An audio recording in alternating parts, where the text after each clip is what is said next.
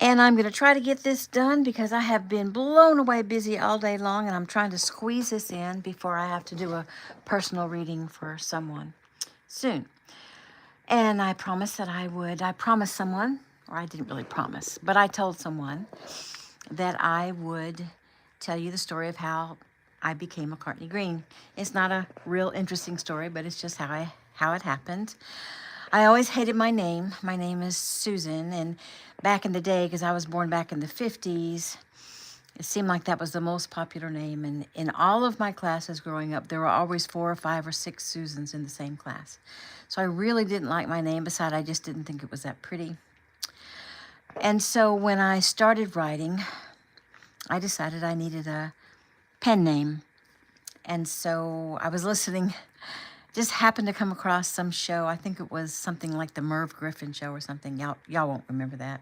But anyway, and he was interviewing Elvis Costello and asking Elvis Costello about his stage name. And Elvis said his agent told him that he had to have a stage name because his real name was, I can't remember what it was now, but it was something weird. Anyway, and so his manager told him to just off the cuff think of the most famous person he could think of. And he said, so I thought of Elvis. And then they thought of this other last name that was interesting, and he put Elvis Costello together, and that's how he got his name. So I thought, okay, let me do that. And I thought, okay, and I grew up in the 60s, so, the Beatles were the big thing then. And so I thought, what's the most famous person I can think of other than Elvis? And that would be Paul McCartney. But I don't want to be called Paul because that's obviously a male name. And I couldn't think of any female names real quick, but I thought, but McCartney's cool. That'd be a cool first name. But what should I put it with? Oh, maybe I'll choose my favorite color, but my favorite color is yellow. So McCartney yellow didn't work. But my second favorite color was green. So that's how McCartney Green came to be. I didn't know if it would stick or if I would keep it, but right after that, I was interviewed by some people in a group interview, and they kept coming back to me because they remembered my name. So I just kept it. But I don't use it that much anymore when I'm just talking to people because, want to be real up front, let you know who I really am. I'm just an old lady named Susan. All right, story done. We're on D&D number 14, Such a Time as This, in Jesus' name, chapter 13. It is January 17th, 1 p.m. Eastern Standard Time, Friday afternoon, Pine Forest Country Inn, Pine Forest, Georgia. Justice rushed from his cabin toward the main inn in time to meet the car. Curtis, his grandfather's driver, was just pulling up. Justice smiled and waved at him before reaching to open the front passenger side door for his grandfather. As always, the calm, loving spirit that was his grandfather overcame Justice as he helped the 78-year-old man from the car. He was a handsome man, healthy and strong. His brown hair and beard had gone pretty much completely white. His smile was warm and comforting. His eyes twinkled with humor, and Justice found himself almost emotional as he greeted the man. "Granddad, welcome to Pine Forest." Thomas Sawyer smiled and pulled his grandson into a giant bear hug. He patted his back heartily, as always. Justice smiled and then pulled away and looked into his grandfather's eyes. "I missed you." "And I you," Thomas returned. Justice turned and held out his hand. "Curtis, nice to see you." "You too, Justice." Let me help you with the luggage," Justice said as he opened the back of the car and lifted out 2 of the largest pieces. Let me get that for you," John Apple said as he came out on the giant porch. Justice shook his head. "No way." John nodded and smiled and turned to Thomas. "Mr. Sawyer, I presume?" Thomas shook his hand. "Yes, sir. It's nice to meet you." "You as well. Welcome to the Pine Forest Country Inn." "Thank you." John turned to the other man. "And you must be Mr. Curtis Potts." Curtis smiled and nodded. "Wow, very good. It's nice to meet you, Mr. Apple. This place looks wonderful." John nodded. "Well, we like to think it is. Come in, you two. We have your rooms already." John went to the back of the car and picked up the last 3 pieces of luggage and headed in. Jody welcomed them the moment they came in the door. "Welcome, welcome," she chirped. Wendy, Wendy, the day manager, immediately checked them in, and then John led them to their rooms. We don't have any other guests right now, John explained. Things slow down after the holidays, but we'll have some weekend guests checking in a little later today, and we always have a large dinner crowd on the weekend, thanks to our very special chef. Justice smiled. That chef is Lily, he put in quickly. Oh, she's a jewel, John said. She always has been. Well, I've known her since she was 3, and she was always just the sweetest thing. Well, then she hasn't changed, Justice said before he could stop himself. John and Thomas both smiled. Lunch is being served right now, John informed them, and dinner begins at 5. However, you're welcome to come down to the kitchen anytime, and we'll be happy to find you something to snack on or something to drink or just serve up some conversation. Well, you people are very friendly, Thomas said. There is definitely a difference between the South and the rest of the country. John smiled. There is. I hear a lot of people say that the Southern hospitality thing is just a front, but I found it to be very real. They might be all into your business, but they genuinely care. Oh, so you're not a Southerner? Well, I was born and raised in California, John said, and I can tell you, I truly love living in the South. John backed out of the door of Thomas's room. If you can think of anything you need, please let us know. There are extra blankets on that shelf over there and plenty of towels. There's a brochure on the table there of all the things that you can do or experience here in Pine Forest. Thank you so much, John. Justice told me about your martial arts class. Does your offer include that? Well, yes, sir, of course. Thomas laughed. Don't worry, I'm stronger than I look. John smiled. Well, okay then. I won't worry. John left and Thomas looked at Justice. Well, son, I might want to settle in and rest a bit, but first let's have a little talk. Justice smiled. He came in and took a seat on the bed. Thomas sat down on the large chair across from the bed, and he smiled. Well, so far, I really like this place. Yeah, Justice said, me too. Something about the air here. It's fresh, it's clean, pine, wood fire, home cooking. So, Justice, have you been back to the house again? Yes, sir, a few times. Just a quick walk through. Lily gave me a set of keys so I can go over whenever I get the urge. She sounds like a thoughtful young lady. Yes, sir, she is. Thoughtful and sweet and kind and beautiful. Well, that's an excellent combination. Justice nodded.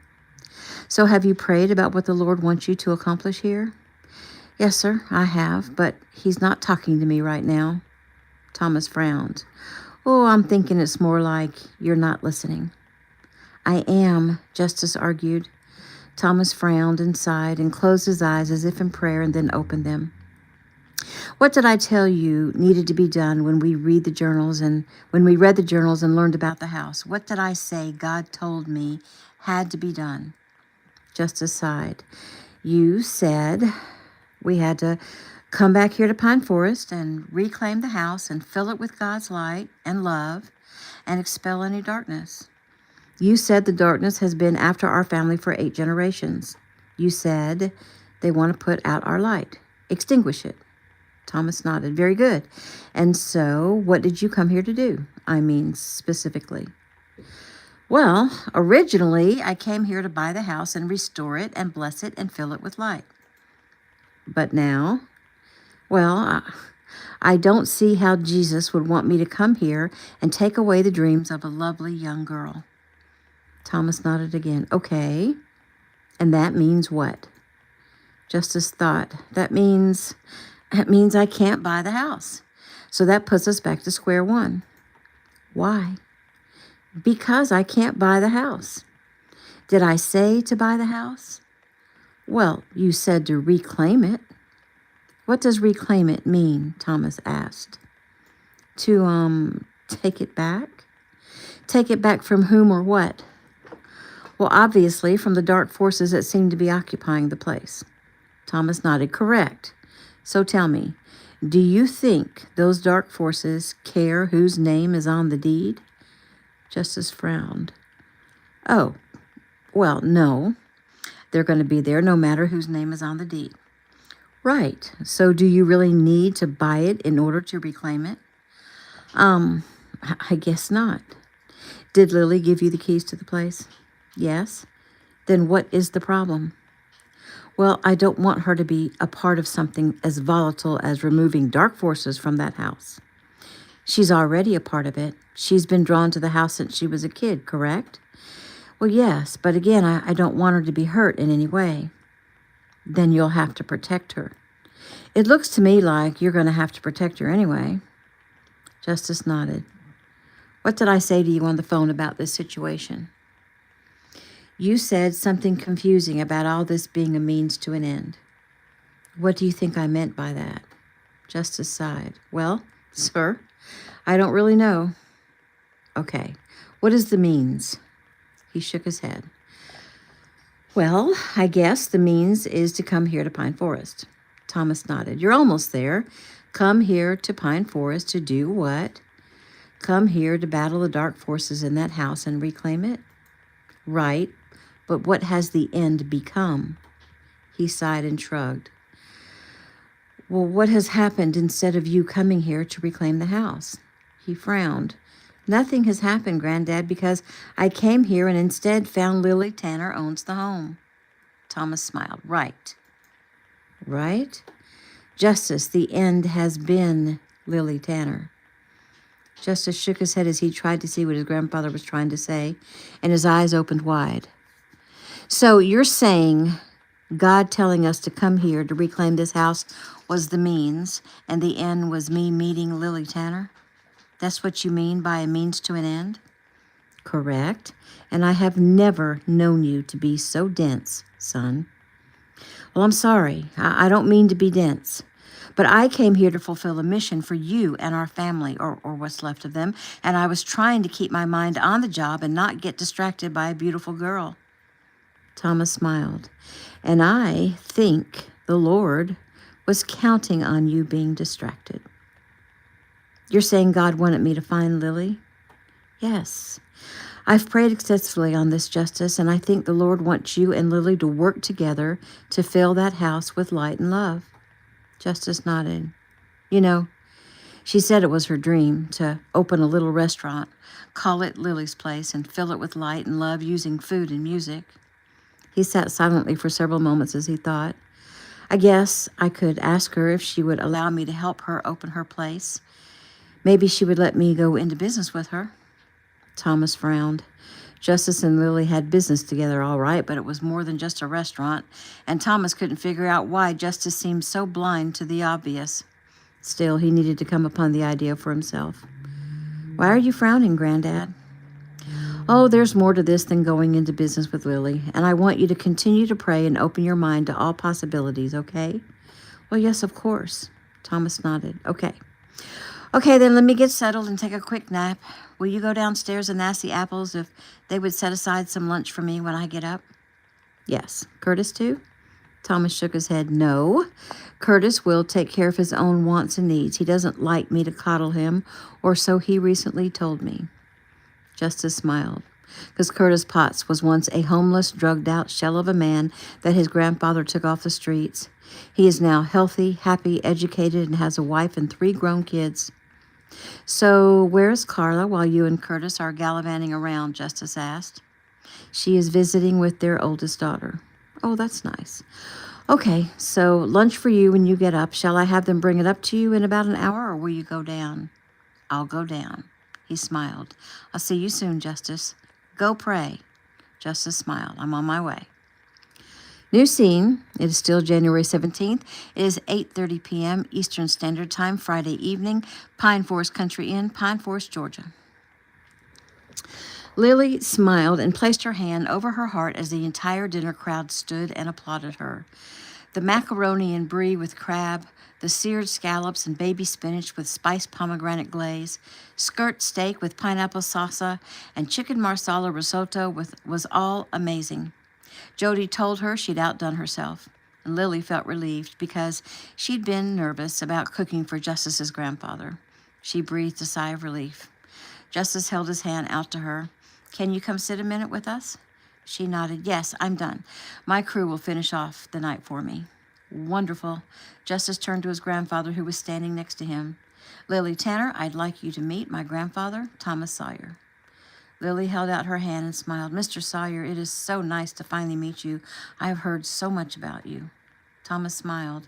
And I have heard about you too, young lady. That was a magnificent meal. I'm very impressed. Lily smiled. Well, thank you, sir. I'm so glad you liked it. Let's sit in the lobby, Thomas suggested. The two men ushered Lily to a grouping near the fireplace, and Thomas smiled at Lily. My goodness, you are a beautiful young lady. Her eyes opened wide. Oh, well, thank you, sir. We look like our mother. I mean, my twin and older sisters and I. We look almost exactly like our mother. And I understand your father died before you were born. Yes, sir. He was in the military. So then Keegan Tanner is the only father you've ever known? Yes, sir. I met him briefly today. He's a very impressive man. Oh, yes, sir, he is. We are very grateful to have him as our father. Do you ever tell him that? Granddad, Justice said firmly. Lily smiled. It's okay. It's a good question, and the answer is yes, I tell him that every day. We all do. We love him with a powerful love. He's a good, strong man who takes very good care of his family, and he loves God with his whole soul.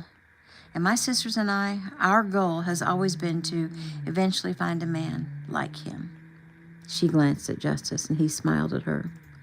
Those are some hard shoes to fill, he said softly. She nodded. They are, but 4 of my sisters have been blessed to find someone that measures up, so it's not impossible. Well, that is wonderful, Thomas said. And how about you? She glanced at Justice. I'm single right now. Granddad, let's not get too personal, Justice said. Oh, you're right, son. Sorry, I guess I'm a little smitten with such a beautiful and talented young lady. Well, Granddad, I'm sure Lily's tired after working so hard. Lily, let me walk you home. Oh, yes, of course. Let me grab my things and I'll meet you at the door. Sounds good. Mr. Sawyer, it was a pleasure meeting you. I hope you'll stay for a while and maybe come to dinner at our house one day. I would be delighted, and I will be staying a while. And by the way, tomorrow I'd like to go by and see our ancestral home. Well, of course, you're welcome there anytime. And like I told Justice, I will sell it back to you if you'd like. I understand its importance for you. I wouldn't dream of taking that place away from you, and I'm looking forward to seeing what you do with it. Lily frowned but nodded. Well, I'm not sure anymore, but I'll let you know. She smiled at Justice. I'll get my things. Justice watched her go. He sighed. She was indeed beautiful, and not just physically. He frowned at his grandfather. Granddad, I don't mean to be disrespectful, but don't you think you came on a little strong? Thomas smiled. Perhaps. Though it wasn't accidental, it was on purpose. What an amazing young lady she is, don't you think? Justice sighed. Yes, I think she's amazing. I've only known her 5 days. We've spent the majority of that time together, eating together, meeting her family, visiting all the places in town, shooting guns, riding horses, even martial arts classes. The more I get to know her, the more amazing I think she is. Thomas nodded. Well, good then. I'm glad to know you aren't completely dead inside.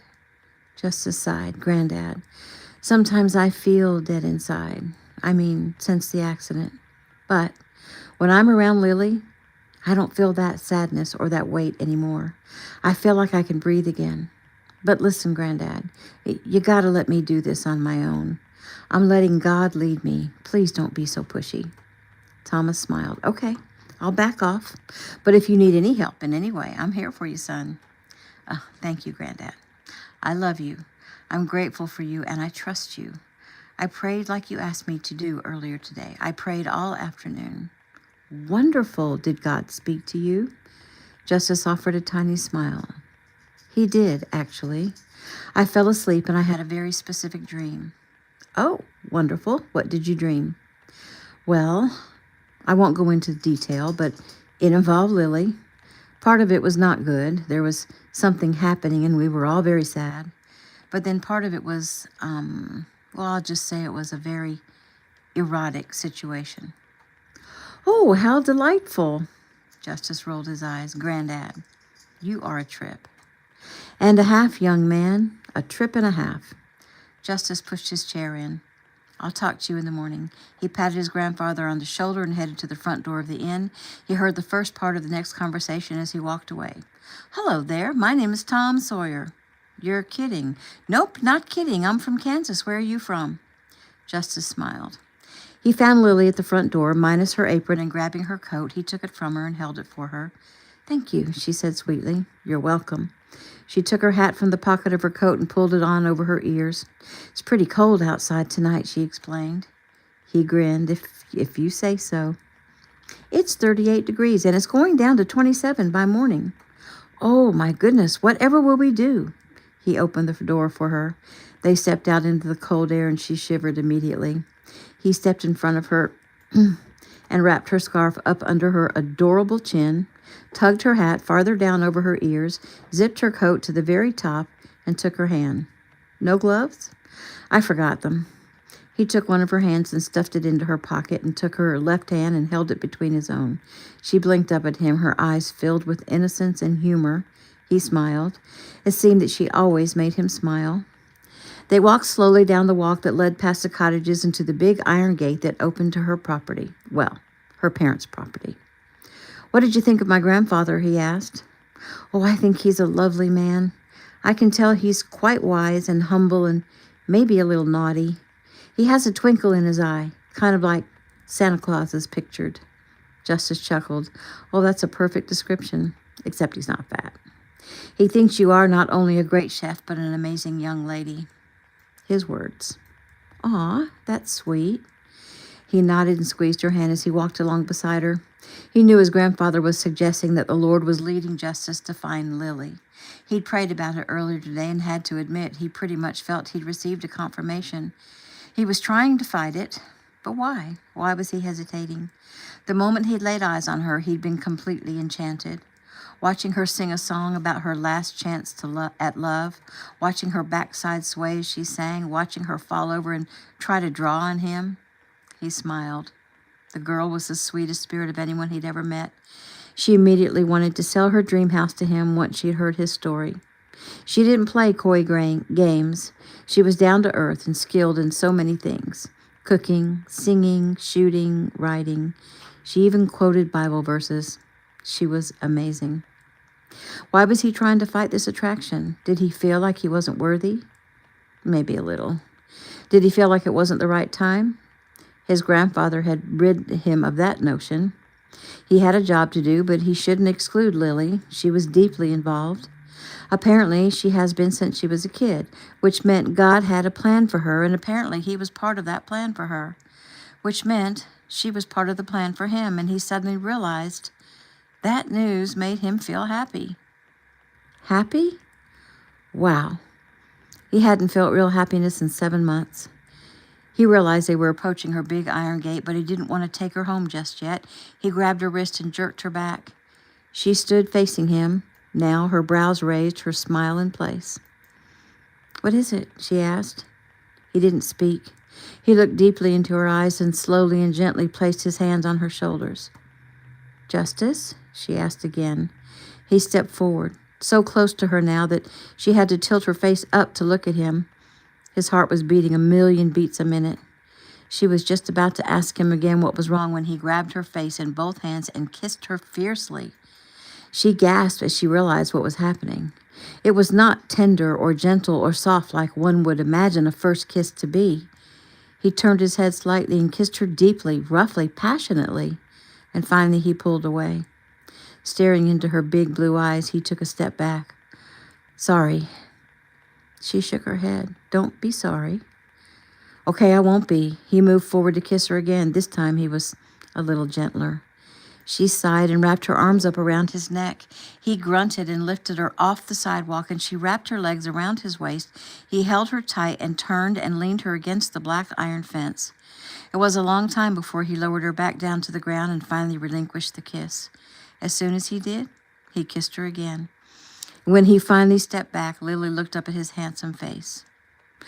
What's going on, Justice? She asked softly. He shook his head. I'm not sure. I felt like my heart was beating out of my chest, and I knew that I had to kiss you or I might die. She touched his cheek. Don't die, she said softly. He smiled. Are you upset? He asked. No, I was surprised, but I'm not upset at all. That kiss, I've never... I guess it's silly to admit this, but that is really the first real kiss I've ever had. I mean, I've kissed boys before when I was in high school and one guy in college, but those little kisses, they were more like an experiment or a trial or maybe research. Well, I wasn't researching or experimenting, Justice said quickly. I get that. This felt different. It felt like, I don't know how to explain it, a rush of feelings and emotions, real feelings. It was actually beautiful, Lily said. He chuckled. Well, a real kiss is beautiful. You are very innocent. Oh, is that good or bad? Oh, that is very good, he murmured as he ran his thumb over her cheek. He took her hand. Lily, will you come to my cabin with me so that we can talk? He glanced at his watch. It's not even 9 yet. I'm not trying to take advantage of you. I just felt like we need some privacy so we can talk about some things. What do you think? She nodded with a smile. Okay. He took her hand and led her to cottage number 1 and opened the door for her. Once inside, he quickly adjusted the heat so she could get warm. Taking her coat, hat, and scarf, he tossed them over the arm of the sofa. Her phone rang and she smiled and answered. Hey, Daddy. What's going on? Oh, we just needed a place to talk quietly. Talk, huh? Yes, sir, talk.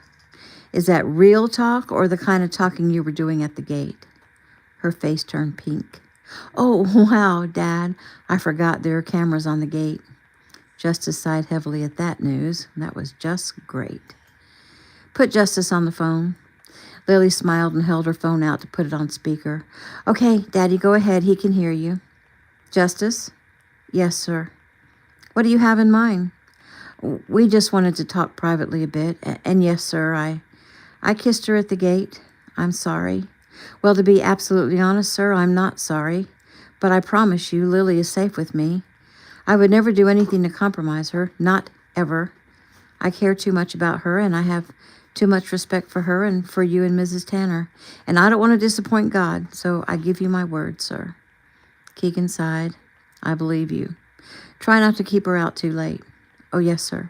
And if it is too late, walk her all the way to the front door. Yes, sir. Absolutely, sir. Bye, Daddy, Lily said sweetly and ended the call. She looked at Justice. Sorry about that. Well, you don't have to apologize for a man who obviously loves his daughter. He sighed. Can I get you anything? She shook her head. Not a thing. She sat on the blue sofa and patted the space next to her. Come talk to me. He smiled. She was so darn cute. He sat next to her and then turned so he could see her face. Lily, about the house. She frowned. Oh, you want to talk about the house? He nodded. Yes, what did you think I wanted to talk to you about? She shrugged. About kissing me so suddenly? Maybe about how you feel about me? He smiled. You are so upfront and honest, and I do want to talk to you about that too, but first things first, okay? She nodded and smiled. Okie dokie, first things first. He laughed. Good grief, you are just too cute. And you are too, he sighed. He wasn't getting anywhere fast. He cleared his head. So, Lily, I think I finally come up with a solution where we can fulfill both my mission and your dream. She nodded. Go ahead. It requires us to spend a good bit of time together. She smiled. Go ahead. Okay, so Granddad believes, and I tend to agree with him, that God meant for you and I to meet here and work on this project together. You've been in on this house since you were a kid, so with that in mind, will you allow me to stick around and help you to renovate the house into Lily's place? So you want me to keep the house?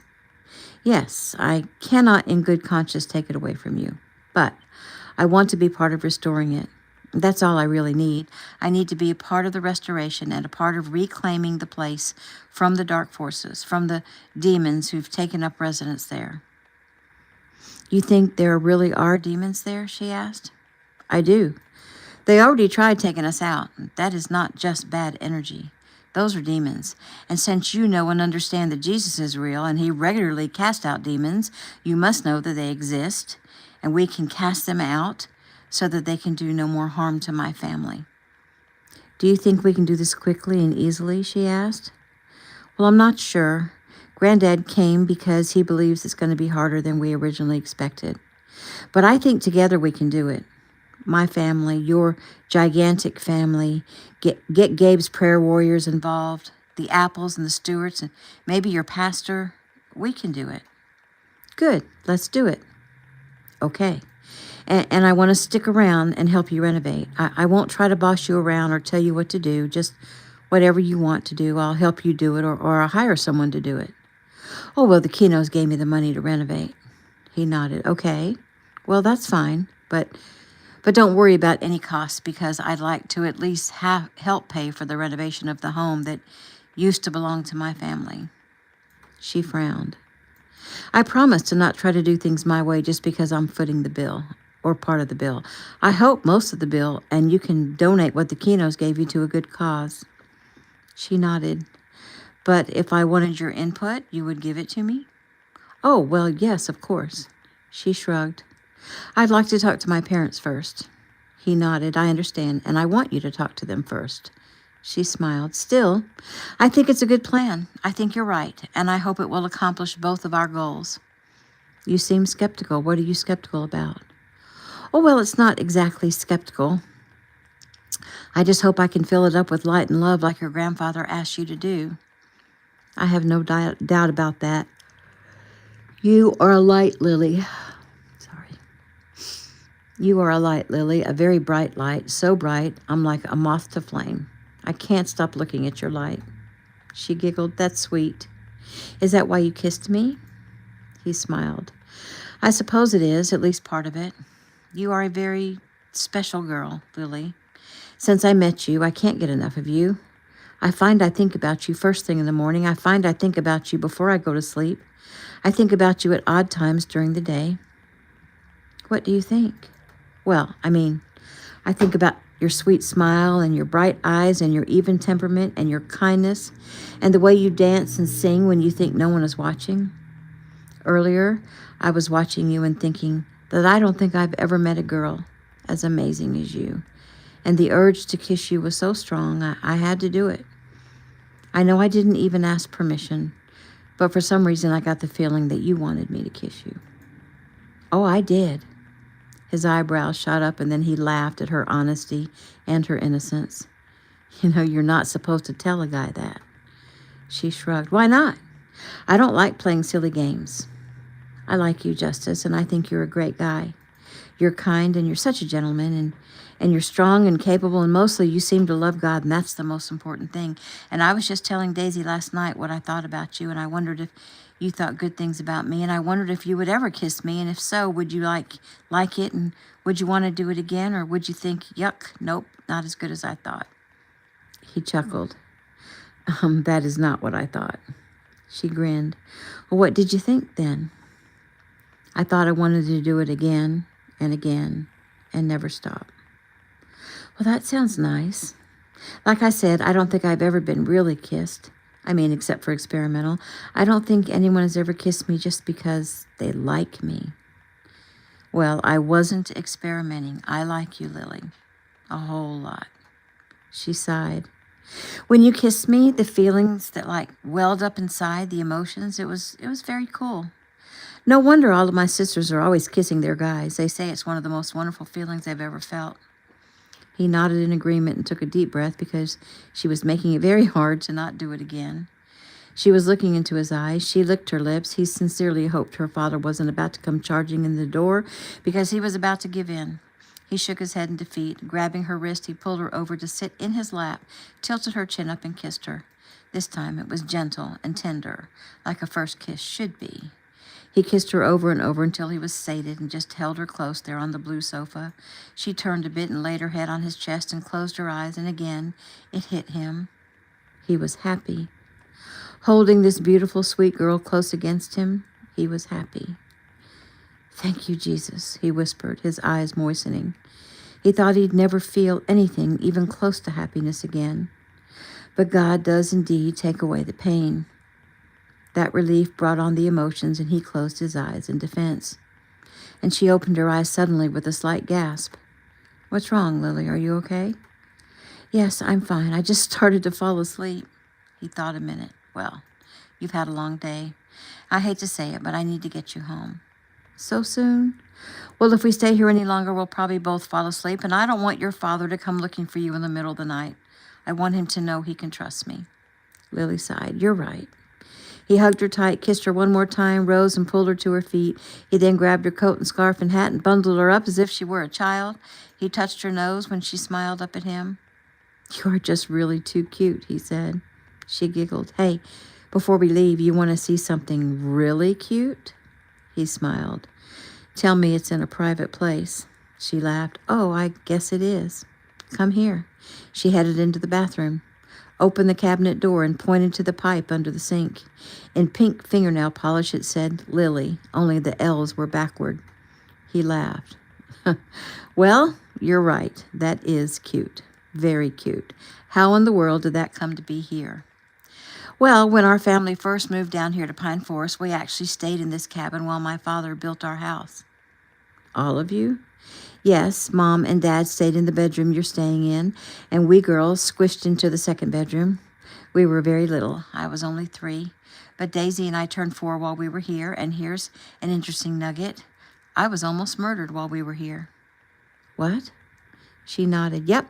Some man had been hired to rape my mom by one of the bad guys that Dad put behind bars. He came to get my mom, but he didn't want her because she was 8.5 months pregnant with Gabe, and I was already outside, and so he beat up my mom, and he took me instead. He reached out and touched her face. Lily, how did you get away? Oh, Dad chased the guy down and threatened to put a hole in his forehead, and he gave up and he let me go. Dad and I got back just in time to see little baby Gabriel being born. Because when the guy beat up my mom, he kicked her in the stomach and put her into labor. She had Gabe right out there in the far front corner of the parking lot. Wow, Lily. It seems weird to think that I almost didn't get to meet you. Well, Justice, if you and I meeting was part of God's plan, then he surely had the power to make sure I survived long enough to get to meet you. I mean, who knows? Maybe I was the one taken because the demons that are after your family were trying to not let you and I meet. But we overcame, and here we are. Isn't it kind of cool? He nodded. It is very cool, sweet Lily. Come on, let's get you home.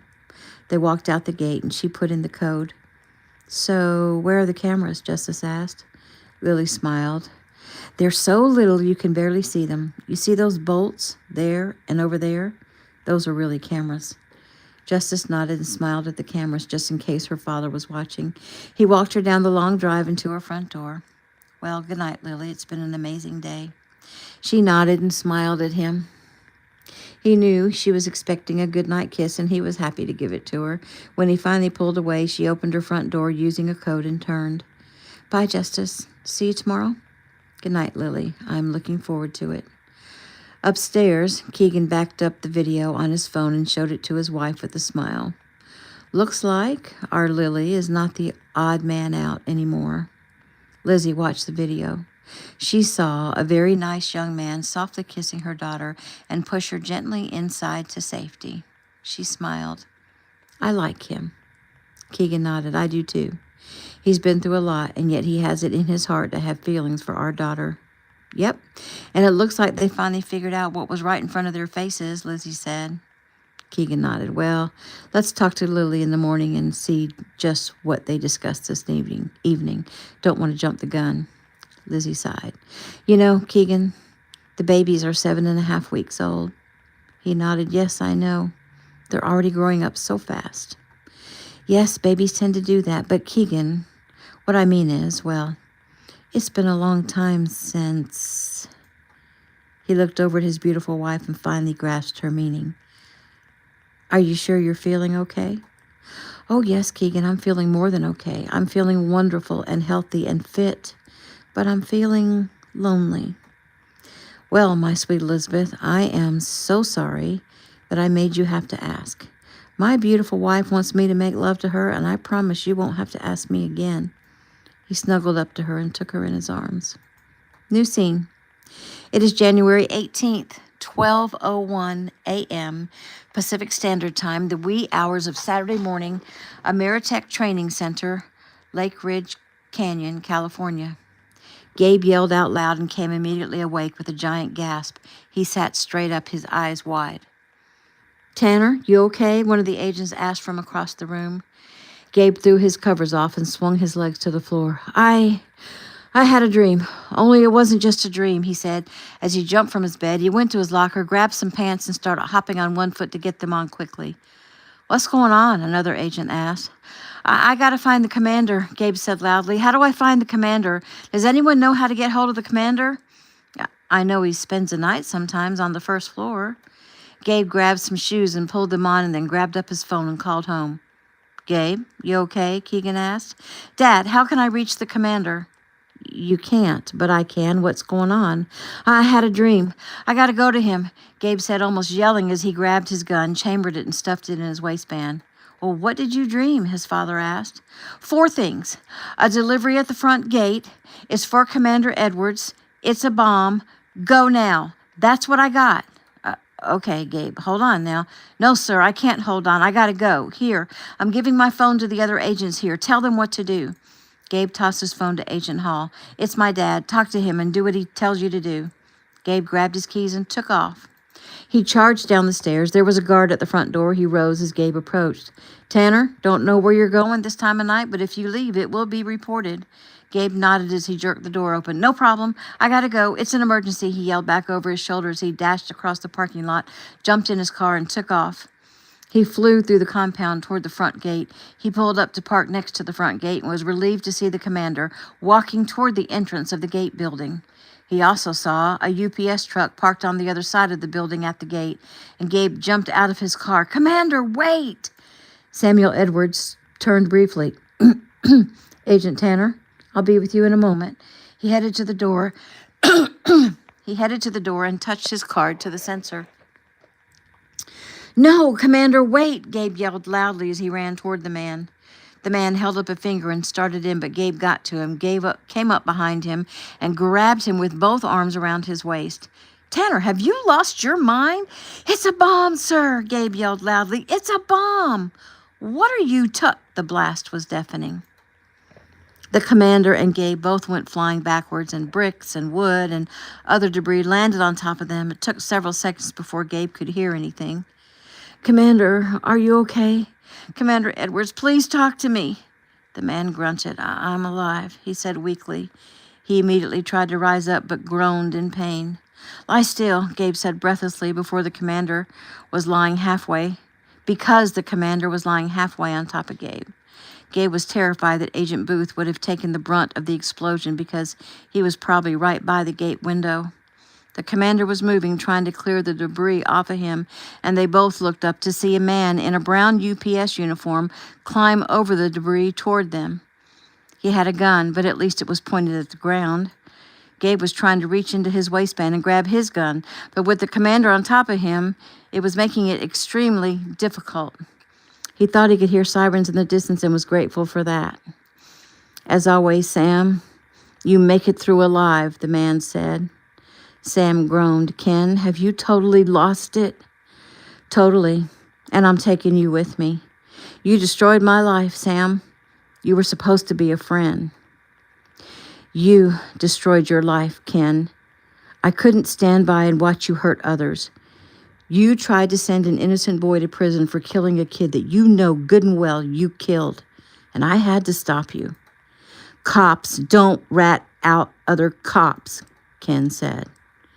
"Ken, cops obey the law, or they're supposed to anyway. Why couldn't you just obey the law?"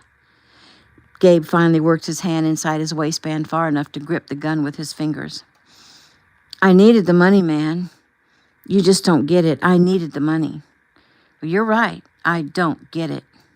"That's fine. It's all about to be over anyway. You'd already be dead if not for this kid screaming about it being a bomb. I had to go ahead and detonate it." He nodded at Gabe. "How'd you know, anyway?" "Jesus told me." Ken laughed and answered with a crude remark and then added, "Looks like I'm about to kill another kid." "Ken, don't do this. Think of Jillian and the boys." "Oh, she left me and took my kids." I'm sorry about that. But you have to take responsibility for your own actions. You caused that, not me. Yeah, because you're some kind of saint, right? No, Ken, I'm no saint. I've made plenty of mistakes, and I've owned up to them. That's the difference. Ken raised his gun. Ken, wait. My wife, she's finally pregnant. Please think. Sorry, Sammy boy. You got to take your medicine. He aimed his gun at Sam's head and started to pull the trigger. 3 shots rang out. Breathing hard, Gabe laid his gun down by his side. I'm sorry, he said softly as Ken fell lifelessly, 3 holes in his chest. At that moment, sirens blaring, police and paramedics and fire trucks and bomb squads arrived. Agents also arrived, swarming the scene. Red, blue, and black teams began removing debris off of Gabe and the commander, and they pulled the commander to his feet, and Gabe yelled at them, "Someone go see about Agent Booth." "I'm right here," Booth said breathlessly as he was being helped out of the mess. "You saved me, Gabe. I heard you yell, 'It's a bomb,' and I dove into the front corner of the booth just in time. Most of the blast went right past me." Gabe sighed in relief, but looked him over. It doesn't look like the blast missed you." "Well, part of the front wall fell on me. I'm just scratched up, and I might have twisted my ankle. That's it, thanks to you." Gabe sighed. He was suddenly very tired. "Commander Edwards," he called. "Over here. I'm okay. Also thanks to you." Agent Hall from Gabe's red team handed Gabe his phone. "Here, Tanner, your dad wants to speak with you." Gabe took the phone. "Hey, Dad." "Son, your mother wants to hear your voice." "Gabe?" "Hi, Mom. I'm okay. Almost everyone is okay." "Almost everyone?" Gabe sighed. I had to kill a man." He hadn't expected the emotions to well up. It took him by surprise, and his voice broke. Keegan cleared his throat. "You did what you had to do, Gabe. Take a deep breath. Stay in prayer. It's a hard thing, but God will give you peace." Gabe sniffed. "The guy was going to kill Commander Edwards. I had to do it. He was going to kill me too, and he didn't care that the bomb had probably killed Agent Booth, though he dove for cover, and he's okay." "Agent Tanner, the police need a statement from you," an officer said. "Mom, Dad, I gotta go, but I'm okay. So give everyone a hug for me, the twins and Iris too." "I will," Lizzie said. "Oh, and honey, Iris is sick. It's just a little cold, but she would be so happy to hear from you. Maybe later you could FaceTime with her." Yes, ma'am, I'll be happy to do that for my little flower girl." "Tell her she'd better get well, and tell her she's breaking the rules." Lizzie smiled. "I'll tell her. Bye, honey. And I'm so proud of you, Gabriel. I love you so much." "Thanks, Mom. Love you too. Good night, Dad." "Good night, son." Job, chapter 33, verses 14 through 15. "For God speaketh once, yea, twice, yet man perceiveth it not. In a dream, in a vision of the night, when deep sleep falleth upon men, in slumberings upon the bed." And that is the end of chapter 13.